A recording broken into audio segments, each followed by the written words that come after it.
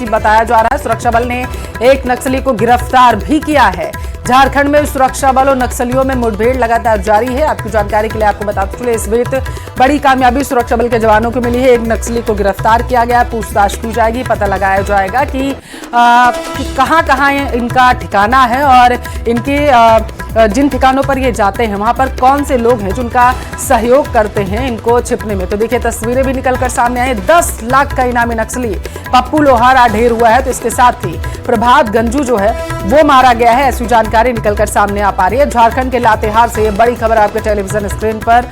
लगातार जो है वो नक्सली घटनाओं को अंजाम देने वालों पर कार्रवाई जो है वो सुरक्षा बल की टीमें कर रही हैं और इसी सिलसिले में बड़ी कामयाबी मिली है। 2 नक्सलियों को ढेर किया गया, एक गिरफ्तार है।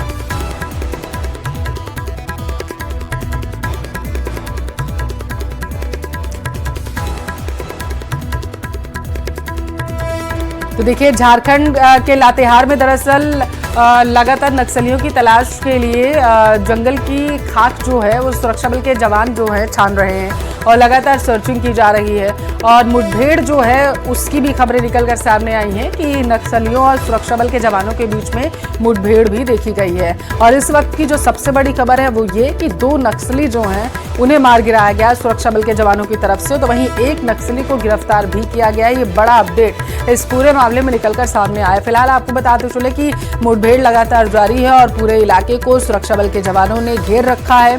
और बताया जा रहा है, आशंका ये जताई जा रही है कि कुछ और नक्सली भी जो है जो छिपे हो सकते हैं वहां पर।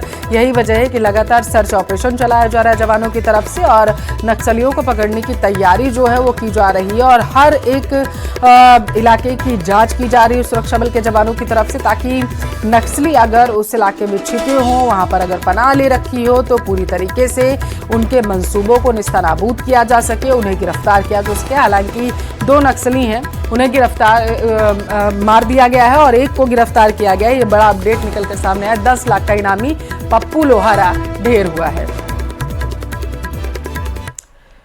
और अब बात छत्तीसगढ़ समेत कई राज्यों में फैले ऑनलाइन बैटिंग ऐप के जाल की। महादेव बैटिंग ऐप केस के बाद अब कई और ऐप जांच एजेंसियों के रडार पर हैं। शिकंजा भी लगातार कसता जा रहा है। जांच में एक के बाद एक कई चौंकाने वाले खुलासे हो रहे हैं। अब सामने आया है कि सट्टा और ठगी के मेल से करोड़ों अरबों का खेल हो रहा था। खुलासा यह भी हुआ कि म्यूल अकाउंट के जरिए 300 करोड़ का ट्रांजैक्शन हुआ और खुलासा यह भी कि एक बड़ा नेटवर्क है जो सट्टे से कमाई गई रकम को हवाला के जरिए विदेश भेज रहा है, जहां इन बैटिंग ऐप को प्रमोट किया जाता है।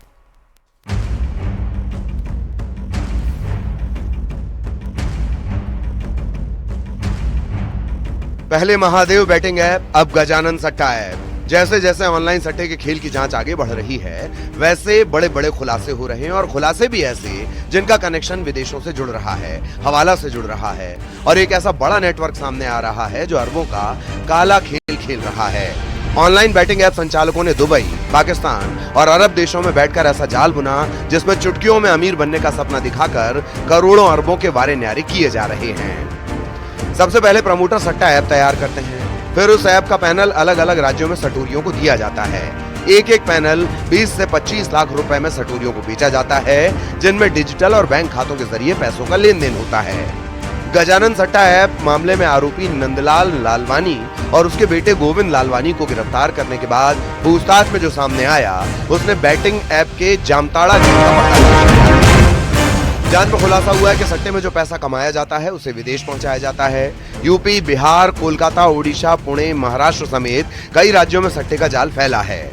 ऑनलाइन बैटिंग के जरिए बड़े पैमाने पर रकम म्यूल अकाउंट में जाती है। म्यूल खातों से करीब 300 करोड़ का ट्रांजैक्शन हुआ है। हालांकि ज्यादातर मामलों में इन खातों से पैसे निकाल लिए गए हैं, क्योंकि खाते में जैसे ही पैसा जाता है आधे घंटे के अंदर उसे अलग अलग खातों में ट्रांसफर कर निकाल लिया जाता है। एक खाते से दूसरे खाते में पैसा ट्रांसफर करने के लिए पूरा सिस्टम तैयार किया गया है। पुलिस म्यूल खातों को भी लगातार बंद करवा रही है। पिछले 5 महीने में 6000 से ज्यादा म्यूल अकाउंट बंद कराए गए। इनमें 3500 म्यूल अकाउंट छत्तीसगढ़ के अलग अलग शहरों के हैं। बाकी खाते यूपी, बिहार, हरियाणा और दूसरे राज्यों के हैं। इन खातों में सट्टे और ठगी के पैसे का लेन देन किया गया। पुलिस की पड़ताल में खुलासा हुआ है कि 70% म्यूल अकाउंट का इस्तेमाल सट्टे के पैसों के लेन देन में होता है, जबकि 30% म्यूल अकाउंट का इस्तेमाल ऑनलाइन ठगी में हो रहा है। इस ऐप के विरुद्ध पुलिस के द्वारा लगातार कार्रवाई की गई है इसके फाइनेंशियल जो ट्रांजैक्शन है, पैसे कहाँ से लेकर के कहाँ तक जा रहे थे, इन सभी के बारे में और विवेचना किया जाना विशेष है। जो भी आगे की कार्रवाई होगी वो आपको अवगत कराया जाए। अभी इस पर जांच का विषय है। अभी हम लोगों के द्वारा कुछ बेटिंग ऐप को में कार्रवाई की गई है। आगे के फाइनेंशियल ट्रांजैक्शन के बारे में जांच किया जाना शेष है। अभी ये महादेव सट्टा और गजानन सट्टा जैसे ऐप काफ़ी मार्केट में आ गए हैं, और ये जो सट्टा के ऐप हैं इनमें कहीं न कहीं जो इनका पैसा है, ये इसमें बहुत सारे लोग इन्वॉल्व होते हैं, जिसमें कुछ पैनल बांटने वाले होते हैं, जो सटोरी होते हैं नीचे, ये सटोरी लोगों को जोड़ते हैं टेलीग्राम ग्रुप, व्हाट्सएप ग्रुप के माध्यम से, और उसके बाद ये उसका जो पैसा होता है इसको यहाँ से हवाला के थ्रू, बिटकॉइन के थ्रू ये भेज देते हैं जो इनके ऑनर होते हैं, जो कि विदेशों में बैठे होते हैं, और वहाँ पे ये पैसा भेजने लग गए हैं। तो कहीं न कहीं जो छत्तीसगढ़ का पैसा है, जो हमारे प्रदेश का पैसा है, देश का पैसा है, वो पैसा और एक ब्लैक मनी जो है बोलना चाहिए कि ये अनअकाउंटेड पैसा इन ऐप्स के माध्यम से रूट हो रहा है और बाहर ये पहुंच रहा है। जानकारी के मुताबिक 5 देश में म्यूल खातों की व्यवस्था करने वाला बड़ा रैकेट काम कर रहा है।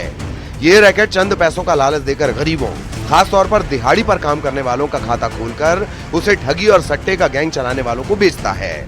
अब तक 208 लोगों की गिरफ्तारी हुई है, जिन्होंने खाता खोला फिर उसे ठगी और सट्टे के पैसों के लेन देन के लिए बेच दिया। छत्तीसगढ़ पुलिस 7310